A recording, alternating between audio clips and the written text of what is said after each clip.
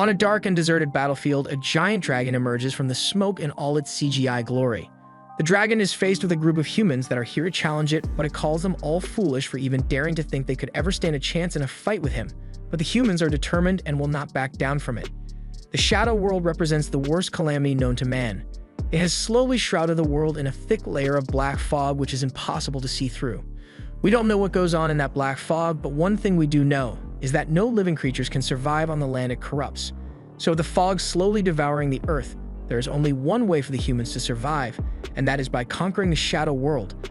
And the current challenge before them, Boromir, is the final obstacle to saving their world. Boromir charges up the fire blast and launches it towards the humans, but as they prepare for impact, the blast suddenly disappears as one of them uses his magic.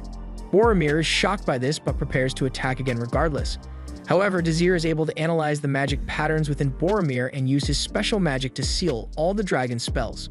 As a result, a large chunk of Boromir's offense and defense has been sealed, allowing the rest of the party to attack with full force. Boromir tries to attack them again, but the tank is able to block it, leaving him defenseless to the damage dealers. And with a joint effort and combining all the magic power that they got, the swordswoman is able to finally slay the dragon. Boromir curses them all as he meets his end, and the sky finally returns to normal. The group sits together and celebrates their victory over the Shadow World, but they wonder why they haven't seen the level cleared message that would usually pop up by now. Dazir thinks it might just be taking a little more time than usual, so they should wait for it a bit since they killed Boromir.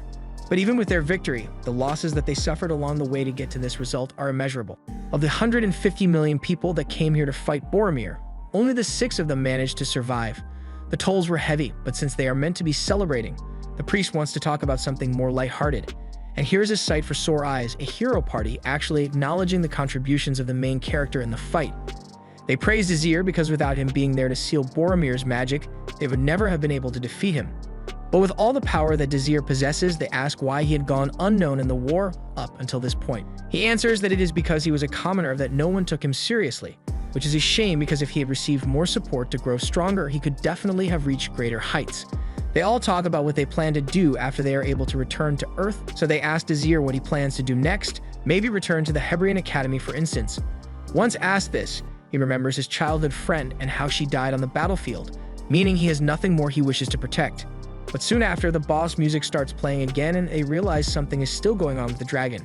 It doesn't make sense since they are all sure that they killed the dragon, but then the mage realizes what is going on. The dragon's heart stores an inconceivably large amount of mana which circulates through the body. However, once killed, the heart will stop and all that mana now has nowhere to go, meaning that the dragon's heart is turned into a high-grade nuke from which they cannot escape.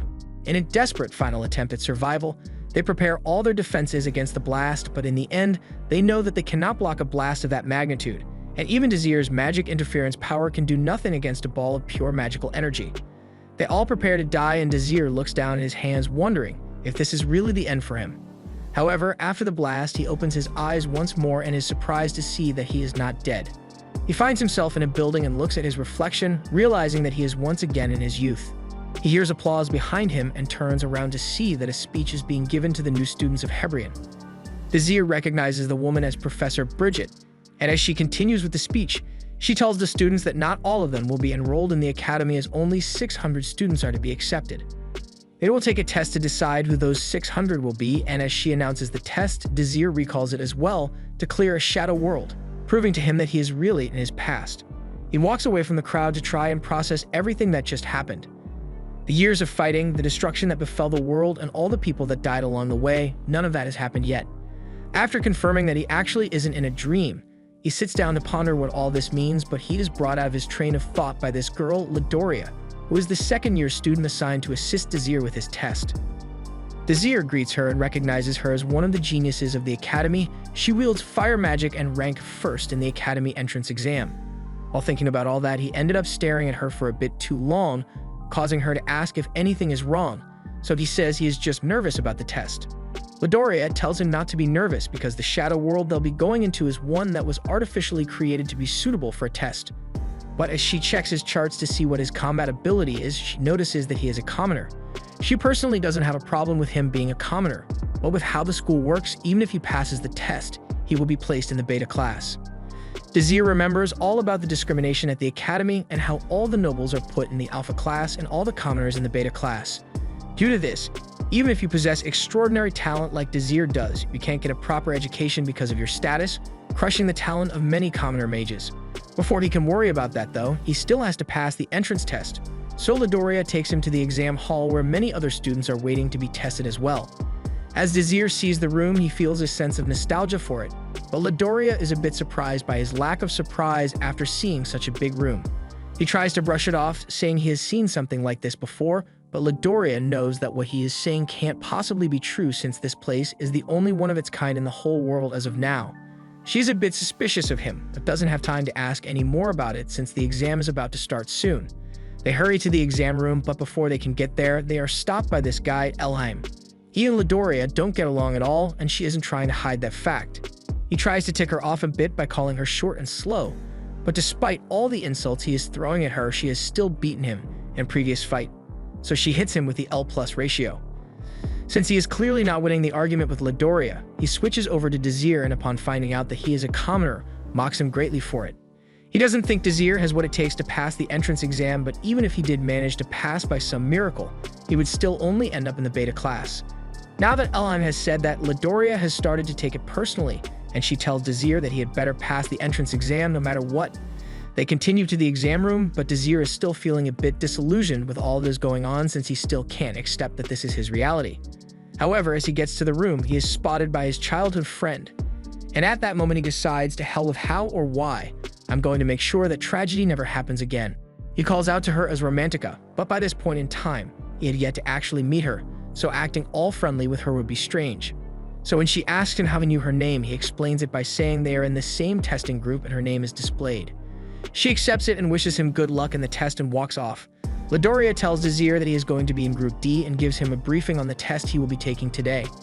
It is a race in the Irensi Plains, a beginner-level shadow world. But while it may be called a shadow world, it isn't nearly as dangerous as the real thing as it is created specifically for the purpose of testing students with safety systems in place. So upon taking any fatal damage, the student would be evacuated immediately and receive medical attention. The damage won't necessarily be coming from the shadow world either, since the use of magic and combat are allowed. The other students in the test are free to attack each other at will. Immediately after saying this, Elhaim shows up again to mock Lidoriya and tell her that there is no way that Desir will be able to pass, especially since his mentee is a magic knight, Azist. The news that Azist is a magic knight shocks Lidoriya, but Desir already knows all about Azist from the time they spent fighting together. She is an incredibly talented knight and can use vision magic, which is impossible to inverse. She was also a trustworthy teammate till the end, so Desir is happy to see her again, though she still isn't much of a talker. Elhaim has claimed victory on this one, and its Azist has a very good track record and all the accolades of a magic knight, while right now Desir, well, he's just Desir. Still, Lidoriya says he just got lucky with a very skilled mentee, and that doesn't prove anything about his own ability, but he gives her an L and walks away with his first petty victory for the day. Once he is gone, Lidoriya turns to Desir and tells him that frankly, his chances of winning against a magic knight are pretty slim, but even with those slim odds, he shouldn't lose heart and give up over it. An announcement is made over the intercoms that the test for Group D is about to begin, so they all head to the front of the portal and await its commencement. Desir takes one final look at Romantica for a reminder of what he is trying to protect, and as the portal opens, he walks inside and is teleported into the Shadow World. As he arrives in the Shadow World, the rules of the game are explained to all participants. They are going to be racing to the edge of the Shadow World to complete the test. However, only the first 3 people to cross the finish line will pass, where all forms of force or interference is permitted. But anyone who receives any fatal damage will be immediately disqualified from the test. Everyone is ready, so they all line up at the starting line. While lined up, Desir is next to Azist and thinks about how she also managed to survive as long as him and died the same way as well. So there is a chance that she also came back with her future memories as well, but he can't be sure of it. Suddenly, Azist calls out Desir's name, and that gets him excited because it might mean that she actually remembers him from the future. But upon asking how she knew his name, she says she saw it on the group test display. She tells him that his magic circle is of the lowest rank and his physical abilities are of the lowest level, so he will have no future here even if he continues training hard. For how she is talking, Desir deduces that she likely doesn't have any of her future memories, and she continues speaking, saying she noticed him staring at her a lot, but if it is because he is being cautious of her, then he doesn't have to worry because she has no intention of interfering with his race since she views him as weak. The countdown to the race begins and everyone gets ready to take off running, but as soon as the count hits 0, Aziz gets an immediate early lead and is followed by 2 others, leaving the rest in the dust. Désir and Romantica are left to play catch-up and are running side by side, but while running, Romantica accidentally knocks over a cute mob in the grass and marvels at how cute it is. This makes Désir smile because he remembers how much Romantica loves cute things, but from her perspective, she has never met this guy in her life and he is talking to her an awful lot for an exam, so she concludes that Désir must be hitting on her and tells him to focus on the race instead of her. Désir agrees with her but says that at this rate, both of them will be disqualified from the race, but she tells him not to lump her in with himself, and that she won't get disqualified like him. He just smiles and nods, which makes Romantica even more angry, but he's having too much fun to care since he finally gets to spend time with her again.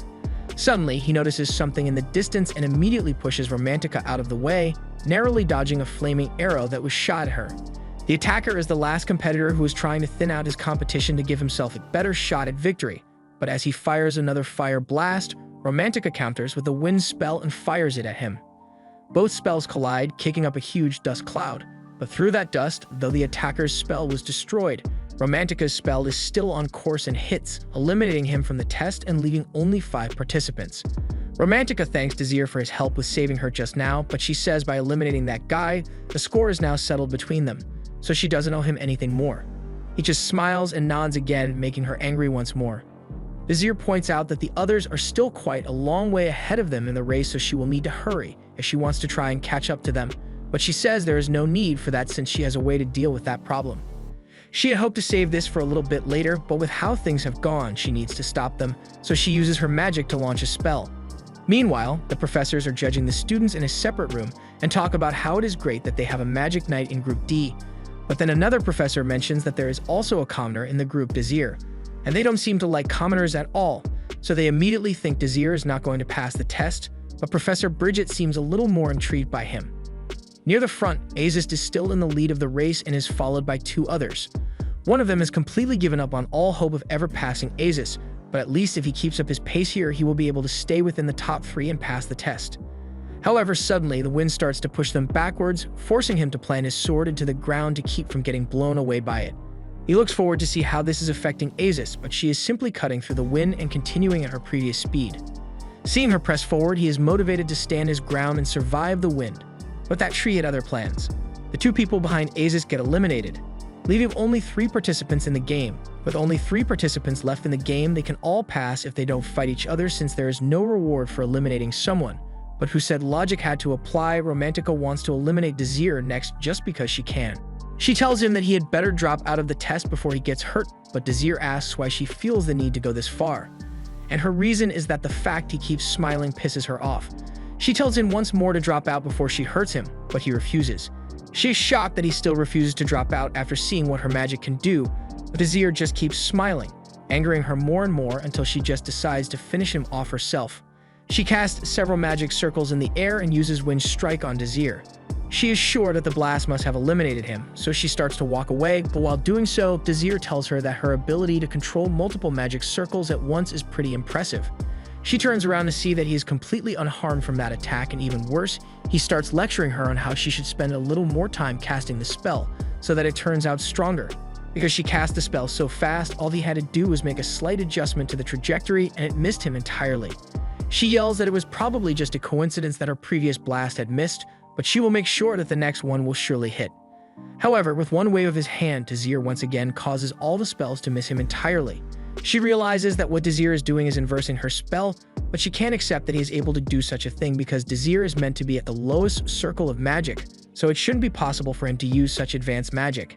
She tries her spell again, but predictably, it does nothing to him and he easily destroys it, proving that he is indeed inversing her spell and is at a much higher level of skill than her. She must be regretting not just leaving him alone because now he has every right to eliminate her out of spite. However, she isn't planning on going out so easily and tries to overwhelm his ability to nullify her spells by firing off several of them at once. However, Désir has dealt with much worse and is still able to handle them and even has time to have an internal monologue thinking about how Romantica is definitely stronger than most students at the academy, but not strong enough to change her fate in the future. So she needs to become much stronger this time, and to make that happen, Désir needs to be the one that wins this race. He finally gets a little serious and uses his power to nullify all of Romantica's spells along with her magic circles, and leaves her exhausted from all the magic she has used. He could eliminate her right now, but he still likes her, so he starts lecturing her on some things she forgot to take into account when she attacked him again. Désir can do other things than just inverse spells, so he can cast regular spells as well. In this case, Grease on himself. Grease is a spell that negates friction for the target, but it is usually used as an attack to knock an enemy off his feet, so she wonders why he would use that on himself. Désir moves on to the second point. This is a race, not a battle, meaning you don't win unless you cross the finish line, so fighting here is only a waste of time.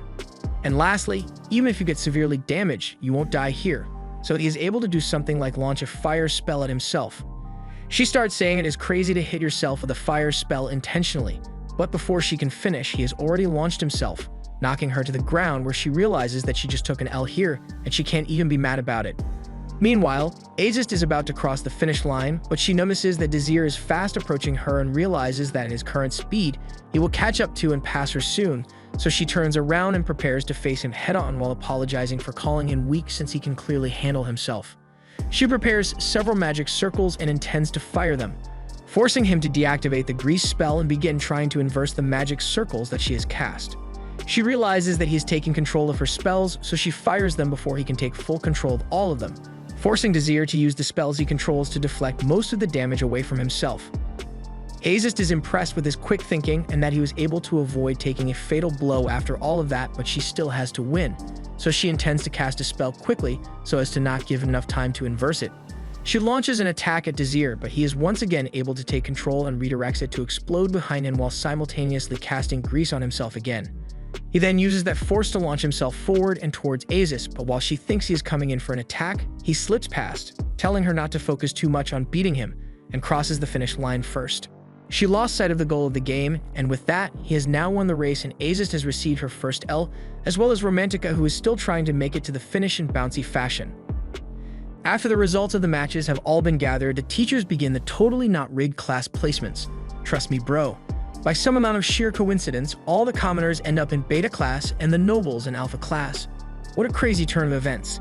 The snobby teachers take great pleasure in being able to keep the commoners out of the alpha class, but the other teachers, including Professor Bridget, are against the complete segregation of all the commoners and nobles, so she has a special recommendation to make to the council. As Désir, although he is a commoner, came in first in his race while beating all the other noble candidates and even the knight, she would like to place him in alpha class. This seems to be a very progressive move and could lead to the change of the status quo. But never underestimate the ability of the snobby nobles to gatekeep, as Désir still ends up in beta class.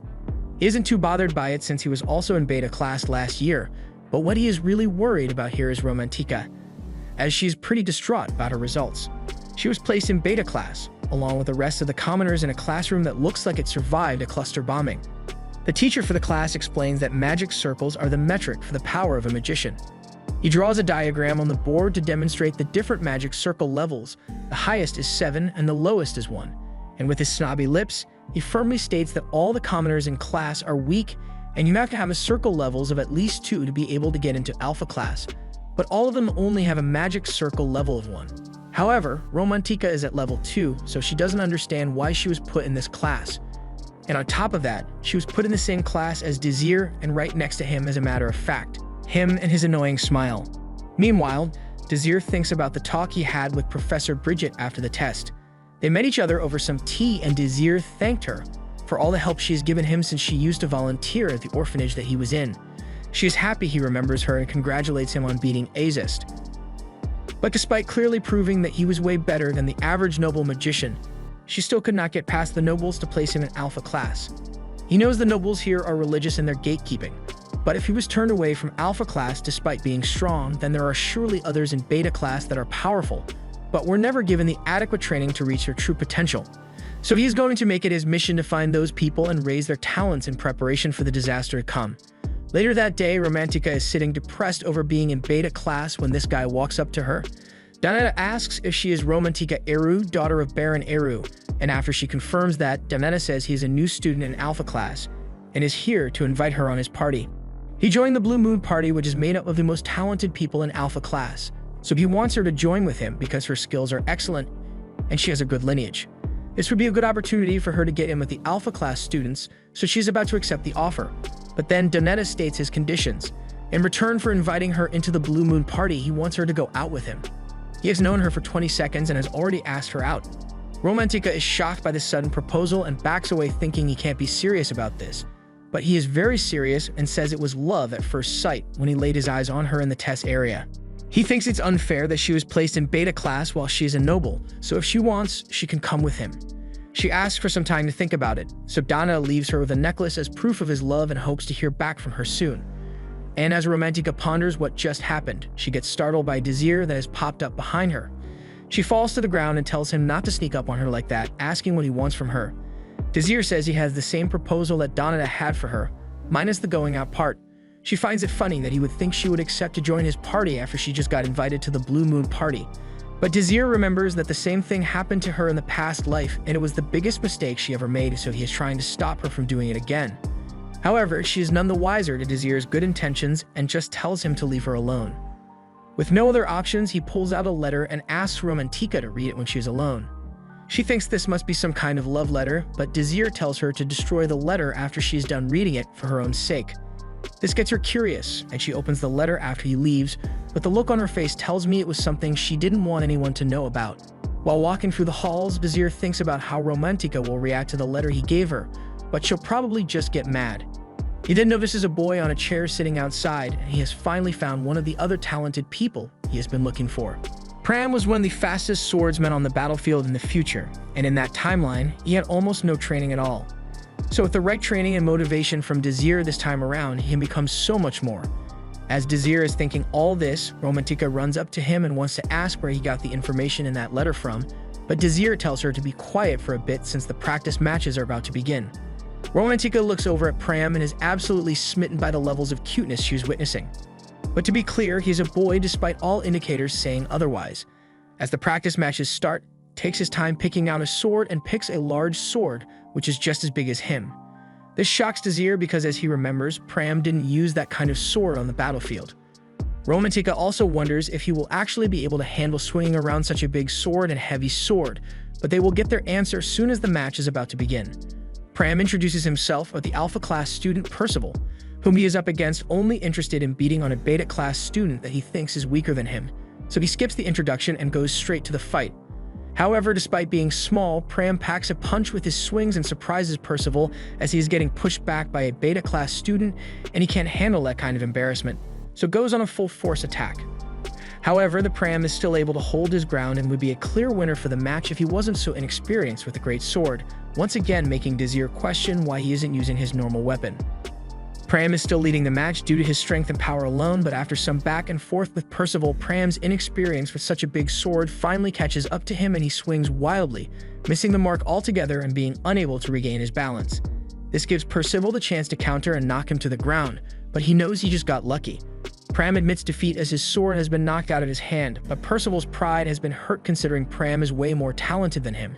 So he starts punching him, prompting Desir to jump into the arena to save him while the world's most useless referee stands there and does nothing. Desir was quite far, so Pram had to take a few punches before he was able to arrive and get between them. He tells Percival to back off since he has already won the match and calls him jealous of Pram's talent.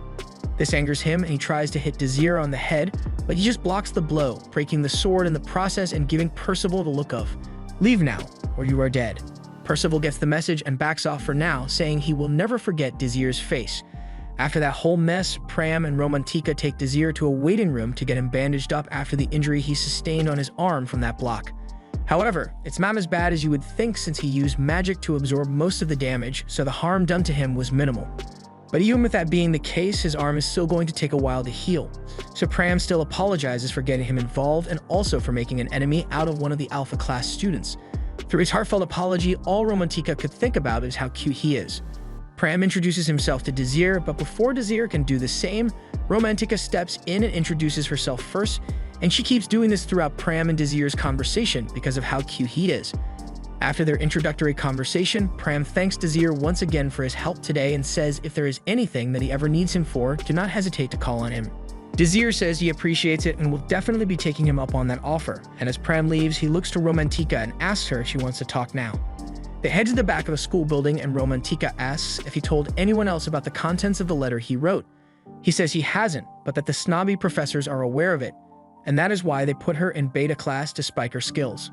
Romantika's secret is that her father was a merchant who made a Fortune 500 company and was rolling in the big bucks. So to have a better life with his daughter, he bought a noble title from a poor noble family and received the name Eru. While he is indeed a noble now, the snobbiest of the snobby nobles don't see it that way and are always ready to gatekeep a commoner even if they are filthy rich. For this reason, Désir wants Romantika to reject the offer from Donata because Blue Moon is only open to nobles. And once they find out about this, those gates will shut on her harder than anything she's ever experienced. And if she thinks she can have Donata protect her, he is just as bad as the other nobles when it comes to treatment of commoners. So Désir once again extends the offer to have her join his party, making Romantika think he plans to blackmail her with the information he has.